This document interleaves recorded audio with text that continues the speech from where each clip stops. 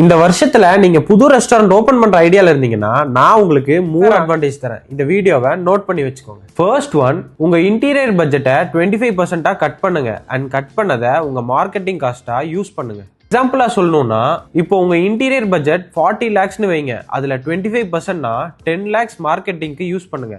And நீங்க 25% cut பண்றனால உங்க interior லுக்ல நீங்க எக்ஸ்பெக்ட் பண்ற ரிசல்ட் தான் வரும், எந்த சேஞ்சும் இருக்காது. அண்ட் அதுவே உங்க மார்க்கெட்டிங் யூஸ் பண்றனால உங்களால உங்க சேல்ஸை ஃபர்ஸ்ட் மந்தே டபுள் ஆக்க முடியும். செகண்ட் ஒன், ஒரு சூப்பரான டீம் மெம்பர் ஹையர் பண்ணாம ஒரு சூப்பரான ட்ரெயினர் ஹையர் பண்ணீங்கன்னா அதனால உங்க பேசிக் எம்ப்ளாயி கூட போக போக ப்ரூவ் ஆக நிறையவே சான்ஸ் இருக்கு. இது பண்ணாலே போதும், நீங்க கரெக்டான ட்ராக்ல போவீங்க. பிகாஸ் மேன் பவர், சேலரி காஸ்ட்னு இந்த எந்த டென்ஷனும் இருக்காது. தேர்ட் ஒன், யாரையாச்சும் கூட வச்சுக்கோங்க. ஃபேமிலி மெம்பர்ஸ் ஆர் ஃப்ரெண்ட்ஸ் சொல்லல, இதுக்காகவே ப்ரொஃபஷனலா இருக்க ஒருத்தரை.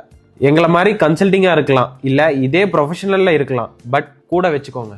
பிகாஸ் உங்க strategies and marketing plan, menu planning, staff training எல்லாத்தையும் பண்றதுக்கு முன்னாடி அவங்க கிட்ட வேலிடேட் பண்ணி பண்ணுங்க. ஏன்னா இந்த இண்டஸ்ட்ரி பத்தி தெரியாதனால நிறைய பேர் உங்களை பதம் பார்ப்பாங்க. ஸோ இவங்க உங்க கூட இருக்கனால கரெக்டான டைரக்ஷன்ல கூட்டிட்டு போகலாம்.